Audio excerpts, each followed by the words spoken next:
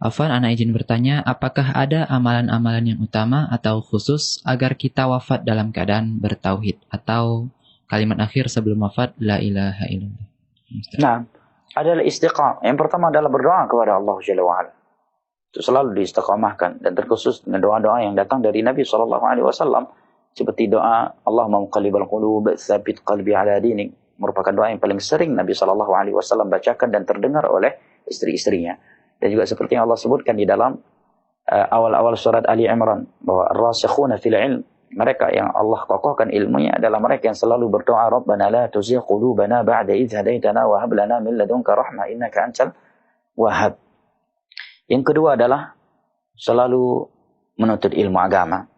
Ayat dan hadis yang menerangkan keutamaan ilmu agama, ya saya kira adalah sesuatu yang sudah dimaklumi bersama. Karena ilmu agama adalah kunci kebaikan dan akan menuntun seseorang menuju syurga Allah. Yang kedua, dia berusaha semaksimal mungkin untuk continue di atas amalan yang ia lakukan. Dia berusaha untuk istiqamah. Karena orang yang istiqamah itu akan dijamin oleh Allah Jalla wa'ala untuk tidak sedih dan tidak takut. Allah Jalla wa'ala berfirman, Innal ladhina qalu rabbuna Allah thumma istaqamu tatanazzalu alaihimul malaikatu alla takhafu wa la tahzanu wa abshiru bil jannati allati kuntum tu'adun nahnu awliya'ukum fil hayati dunya wa fil akhirah. Sesungguhnya orang-orang yang berkata Rabb kami adalah Allah, kemudian mereka istiqamah di atas itu, ya akan turun malaikat-malaikat kepadanya. Kata para ulama tafsir, maksudnya adalah ketika dia ingin diwafatkan, ingin cabut nyawanya oleh malaikat maut, turun malaikat-malaikat khusus dari langit untuknya, untuk menghiburnya. Yang berkata, engkau tidak perlu takut terhadap apa yang akan terjadi dan tidak perlu bersedih terhadap apa yang telah berlalu. Dan berbahagialah engkau dengan syurga yang pernah dahulu dijanjikan kepadamu.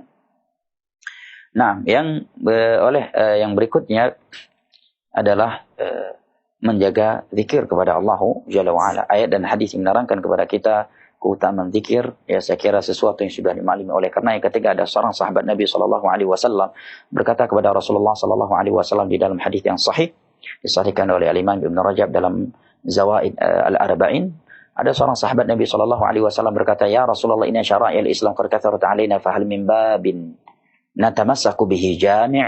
Wahai Rasulullah SAW, sesungguhnya isi syariat ini sudah sangatlah banyak. Ada salat wajib, salat sunnah, puasa wajib, puasa sunnah, zakat, sedekah, haji, umrah, dan berbagai ibadah lainnya. Apakah ada suatu amalan yang apabila kami berpegang teguh dengannya, maka kami akan mudah menjalankan isi syariat ini? Maka Nabi SAW bersabda, La yazalu lisanuka rutban min dzikrillah. Hendaknya lisanmu itu selalu basah dengan zikir kepada Allah Jalla wa'ala. Karena syaitan hanya mampu mengganggu seorang hamba tatkala dia sedang kosong, sedang lalai dari berzikir kepada Allah Jalla wa'ala. Allah Jalla wa'ala berfirman, Wa man yadhir an dzikri rahmani nuqayyid lahu syaitanan fahuwa lahu qarin.